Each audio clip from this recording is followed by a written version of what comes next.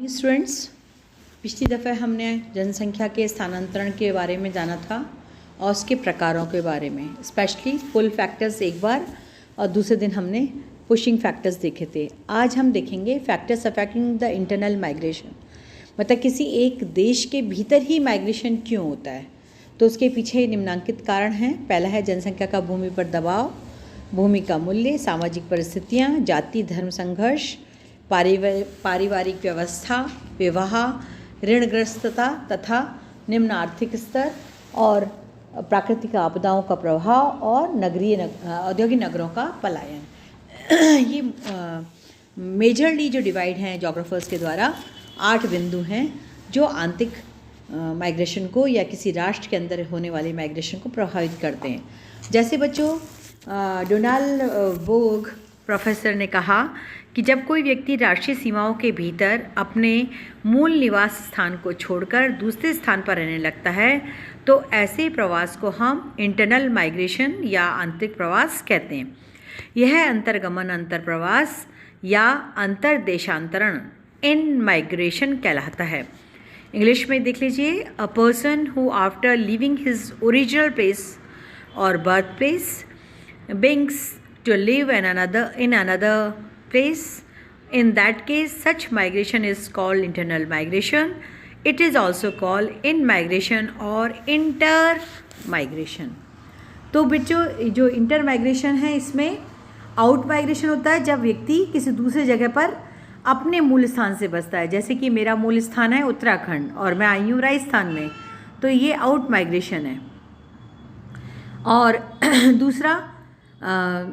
दूसरी तरह से ये हो सकता है कि जब व्यक्ति अपने मूल स्थान के लोगों द्वारा बहिप्रवास या अन्यत्र स्थान अर्थात बसने वाले स्थान के लोगों द्वारा अंतर प्रवासी या इन माइग्रेंट कहलाएगा। जब वो ऐसा व्यक्ति अपने मूल स्थान को छोड़कर अन्यत्र बसने की दृष्टि से देखा जाए तो तब उसको हम इन माइग्रेशन कहलाएंगे। और मेरा जो आउट माइग्रेशन है वो है मेरा जॉब, है ना। तो ये ऐसे बहुत सारे लोग हैं और इनकी भी कैलकुलेशन अपन आराम से पता कर सकते हैं और ये होती है। जो लोकल बसें चलती हैं, ट्रेन्स चलती हैं, लोकल फ़्लाइट्स हैं, रीजनल फ़्लाइट्स, इन सब के आधार पर हम ये कैलकुलेट कर सकते हैं कि एक सप्ताह में या एक दिन में या एक महीने में या एक साल में कितना माइग्रेशन हुआ। पर अभी तो हम सिर्फ कारकों की बात करेंगे। तो बच्चों, जब क्या होता है कि लैंड पर प्रेशर होता है, यानी जैसे आप हिंदुस्तान की बात करें तो जितने भी मेट्रोपॉलिटन सिटीज़, मेगापॉलिटन सिटी, इलियोपॉलिटन सिटीज़ हैं, उनमें छोटा सा पीस ऑफ लैंड यानी 25 बाय 25, 50 बाय 50, 100 बाय 100 ये स्क्वायर फीट लैंड जो है बहुत एक्सपेंसिव होती है। ये ऐसा क्यों होता है? क्योंकि एक तो वहाँ के लोकल जो वहाँ के स्थानीय लोग हैं उनके संख्या होती है, और दूसरा in search of job, business और सोशल और जितने भी अदर एस्पेक्ट्स हैं उसके ज़रिए जब आदमी उस एक स्थान विशेष पर आकर रहने लगता है तो उस स्थान विशेष की कीमत बढ़ जाती है, प्राइस बढ़ जाता है।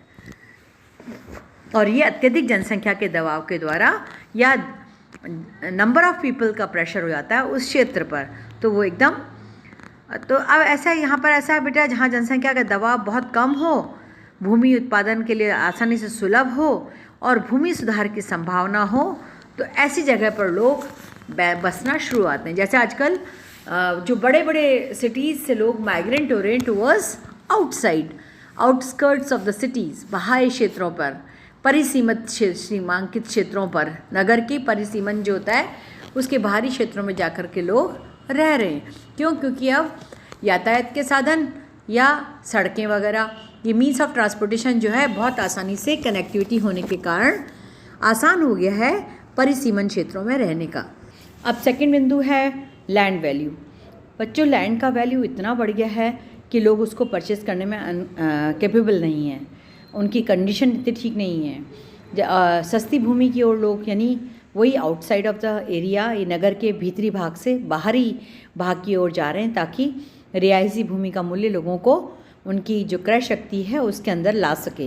यानी क्रय शक्ति मतलब इतना सस्ता मिले कि वो उनकी जेब अफोर्ड कर सके।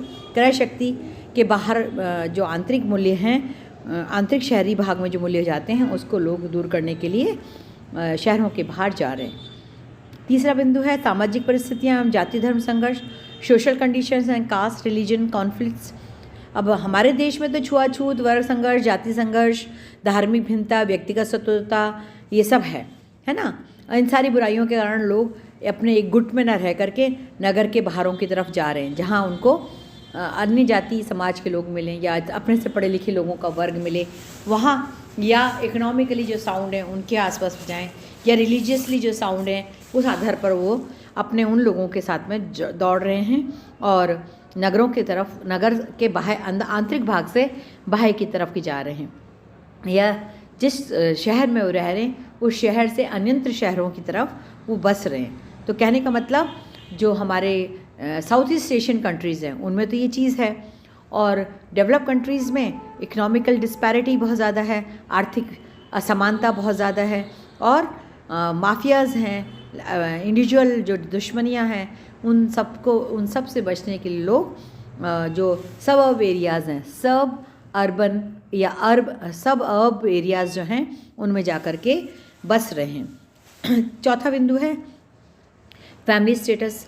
अब फैमिली सिस्टम, पारिवारिक व्यवस्था में बच्चों क्या होता है कि पहले ज़माने में क्या होता था, एक ही जगह पे सब लोग रहना शुरू कर देते थे, एक ही कमरे में 4 फैमिलीज़ रह रही हैं। अब जब से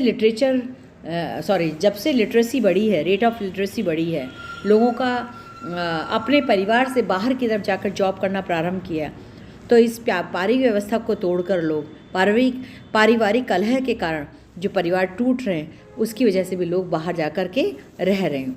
तो आर्थिक कारक भी होता है इसमें, और पारिवारिक कारक जो है वो बहुत ही इम्पॉर्टेंट होता है, जिससे कि शिक्षा व्यवस्था, नई नौकरी, नया क्षेत्र, और इस तरह से पारिवारिक व्यवस्था, ये फैमिली सिस्टम टूट रहा है और लोग माइग्रेंट हो रहे हैं इंटर स्टेट में, इंटर नेशन में, है ना। अब है विवाह। पहले बच्चों क्या होता था, हमारे यहाँ तो जैसे विवाह एक बहुत ही पायस इंस्टीट्यूशन है, बहुत ही प्योर सोल इंस्टीट्यूशन माना जाता है।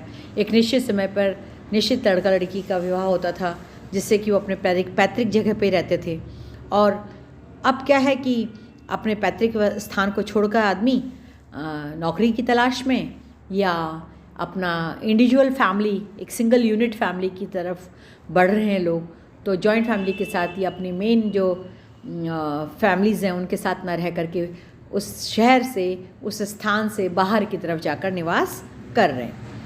अब है उसके बाद ऋणग्रस्तता, निम्न आर्थिक स्तर, जो लोगों के अंदर जो ग्रामीण क्षेत्रों में आर्थिक विकास की संभावनाएं कम होती हैं, तो यहाँ पर लोग लोन्स बहुत देते हैं। लोन्स लेकर के वो अपनी खेती के लिए, बीजों के लिए, इक्विपमेंट्स के लिए, या अपना कोई बिजनेस डालने के लिए लोन लेते हैं। परंतु ऐसी जगहों पे क्या होता है कि लोग जब छोटी जगह पर तो कम खर्चे होते हैं, तो वहाँ तो वो आसानी से रह जाते हैं। पर अब क्या है, लोगों के अंदर और ऑलमोस्ट ये जो औद्योगिक क्रांति आई है या दूरसंचार की क्रांति आई है, कह लीजिए कि जो नेट है, मोबाइल सर्विसेज हैं, इनमें यूथ इतना फंस गया है, इतना उलझ गया है कि हर दूसरे 4-5 महीने बाद उनको एक नया हैंडसेट या नया टेक्नोलॉजी वाला मोबाइल चाहिए। तो कहने का मकसद, उन्होंने अपने खर्चों को बढ़ा दिया है, तो और इसलिए वो गांव में रहना नहीं चाहते, वो गुजर बसर कर लेंगे। 12 पढ़ा हुआ भी है या BA पढ़ा भी है तो रिक्शा चला लेगा, छोटी मोटी फैक्ट्री में काम कर लेगा, पर उसको नौकरी चाहिए। They don't want to do work on their fields. तो कहने का मकसद, इन सब कारणों के कारण भी आदमी नगरों की ओर पलायन करता है। अब है प्राकृतिक आपदाओं का प्रभाव, इफ़ेक्ट्स ऑफ नेचुरल क्लाइमिटीज़। हमारे यहाँ तो देखिए आप, इतनी तरह की क्लाइमेट्स हैं। मॉनसूनी क्लाइमेट को तो हमने एक तरह से बांध दिया। हमारे यहाँ हॉट एंड ह्यूमिड क्लाइमेट भी है, हमारे यहाँ ड्राई क्लाइमेट भी है, हमारे यहाँ आप मेरा 3rd ईयर ज्योग्राफी का जो क्लाइमेट का डिवीज़न चैप्टर है वो पढ़ सकते हैं, सुन सकते हैं नेट पे। तो कहने का मतलब इतनी टाइप्स ऑफ क्लाइमेट्स हमारे यहाँ, हिमालयन क्लाइमेट है ठंडी, तो पर इन सब क्लाइमेट्स के अपने अपने प्रभाव भी हैं। हमारे यहाँ अर्थक्वेक्स बहुत आ रहे हैं, आंधी तूफान बहुत आ रहे हैं, सी वेव्स में आपका हो रहा है, अतिवृष्टि हो रही है, पहाड़ों में बादलों का फटना हो रहा है। तो कहने का मतलब आदमी कुल मिलाकर के हर तरफ से जो इन व्यवस्थाओं में प्राकृतिक आपदाओं से बचने के लिए सुरक्षित स्थान ढूंढता है और सुरक्षित स्थानों पर जा के रहना पसंद करता है। जैसे हमारे मई 2000 में गुजरात में सूखे के प्रभाव के कारण लोगों ने उस स्थान को छोड़ा। फिर आपका जो अर्थक्वेक को आया बहुत गुजरात का, उसकी वजह से। ऐसे ही आपके फिलीपींस, थाईलैंड, इसमें बाढ़ बहुत आती है। चाइना का सदर्न पार्ट, सिक्किम में भूकंप बहुत आते हैं, और मैक्सिको के अंदर निकारागुआ वगैरह में भूकंप बहुत आते हैं। इस सारी जगहों से आदमी सुरक्षित स्थानों पर जाकर है ना प्रारंभ करता है। अब बच्चों, सबसे इम्पॉर्टेंट इस सेंचुरी का जो फीचर है जिसने इंटर माइग्रेशन या इन माइग्रेशन को प्रभावित किया है, वो है इस्टेब्लिशमेंट ऑफ इंडस्ट्रियल टाउन्स। हमारे यहाँ इतने औद्योगिक नगर बस गए, जैसे मैं कहूँ मोदीपुरम मेरठ के पास, नोएडा दिल्ली के पास, रानीपुर और फरीदाबाद, लोनी, गुड़गांव या गुरुग्राम से चीन, पीचिंग, बीजिंग, सारे आप देखिए वर्ल्ड के अंदर जितने भी, क्योंकि ये तो सिंपल फिनोमेना है अर्बन थियरी का कि नगर बसता है तो नगर के साथ साथ कंट्री माल, सनी नगर भी होते हैं, जिनमें सुविधाएं उतनी ही प्रभावकारी होती हैं, उतने ही उनमें यातायात के फास्ट साधन होते हैं। तो कहने का मतलब कि नगरों के साथ साथ सबर्ब, उपनगर भी बसते हैं, सनी नगर बसते हैं। तो उन नगरों की बसने के कारण ये सब कैसे पॉसिबल हुआ? ये सब औद्योगिक विकास के कारण पॉसिबल हुआ है।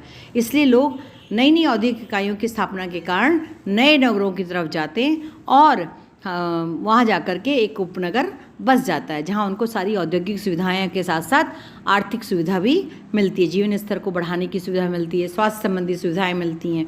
तो कहने का मतलब बच्चों, ये सारे कारक हैं जो आपको औद्योगिक जो हमारा विकास है वो आपके इनर या इंटर माइग्रेशन को या आंतरिक स्थानांतरण को प्रभावित करते हैं। और बच्चों, मैं ये बात आपको बता चुकी हूँ कि इंटर स्टेट माइग्रेशन होता है एक देश से दूसरे, जैसे हमारे राजस्थानी तमिलनाडु में बहुत बस गए हैं, या बंगाली आपके बिहार आसाम में बस गए हैं, या बिहारी आपके दिल्ली में बस गए हैं, या पंजाब में बस गए हैं। तो ये होता है अंतर्राज्यीय प्रवास। ये आंतरिक प्रवास का एक प्रकार है। दूसरा एक गांव से दूसरे गांव, छोटे गांव से बड़े गांव, या पास में जो सुविधा मिल गई वहाँ बस गए। Migration from rural to rural area, है ना। देन ग्राम से नगर की ओर प्रवास, जो मैंने आपको बताया, और नगर से नगर को प्रवास, छोटे नगर से बड़े नगरों की तरफ, बड़े नगरों से और बड़े नगरों की तरफ लोग प्रभावित होते हैं। यानी कस्बा, टाउन से नगर, नगर से उपनगर, उपनगर से महानगर वगैरह वगैरह ऐसे प्रभावित होते हैं। फिर इसी प्रकार से नगर के समीपवर्ती उपांत क्षेत्र, जिसको हम एडजॉइनिंग एरियाज़ ऑफ सिटीज़ बोलते हैं, जो कि रूरल एरियाज़ हैं। और वर्तमान में जो इस सेंचुरी के अंदर जो सबसे ज़्यादा डेवलपमेंट हो रहा है वो अब सब एरियाज़ में हो रहा है, adjoining areas of the cities या रूरल एरियाज़ में हो रहा है।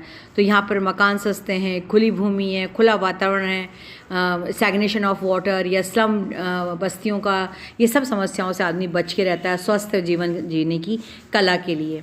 इसी प्रकार से अंतर प्रवासी प्रकार इंटर रिलेटेड माइग्रेशन है, जिसमें आदमी एक व्यक्ति ग्रामीण क्षेत्र से नगर में जाकर के बस जाता है और अपने आश्रितों को, अपने लोगों को, अपनी फैमिली के अन्य मेंबरों को अपने पास बुला लेता है। तो इस प्रकार से वर्तमान समय में जो खेती का कार्य है वो बहुत ज़्यादा प्रभावित हो रहा है, क्योंकि सारे लोग एक पढ़ा लिखा अपने सारी सुविधाओं के कारण, शिक्षा, स्वास्थ्य, परिवहन, व्यापार, मनोरंजन, सारी सुविधाओं के कारण वो अपने गाँव को छोड़कर इंटर रिलेटेड माइग्रेशन की तरफ ज़्यादा ध्यान दे रहे हैं। तो आंतरिक प्रवास के इस प्रकार से बच्चों ये 6 कारक हुए। पहला अंतर्राज्यीय बताया मैंने आपको, इंटर स्टेट माइग्रेशन। दूसरा ग्राम से ग्राम, migration from rural to rural area. फिर तीसरा ग्राम से नगर को प्रवास, migration from rural to urban area. चौथा नगर से नगर को प्रवास, migration from urban to urban area. और पांचवा नगर से समीपवर्ती उपांत क्षेत्रों में ग्रामीण क्षेत्रों का प्रवास, यानी migration from urban to adjoining rural areas. और छठा अंतर संबंधित प्रवास। तो ये इस प्रकार से बच्चों आज हमारा एक आंतरिक माइग्रेशन का सब टॉपिक ख़त्म हुआ। थैंक यू सो मच बच्चों, गुड।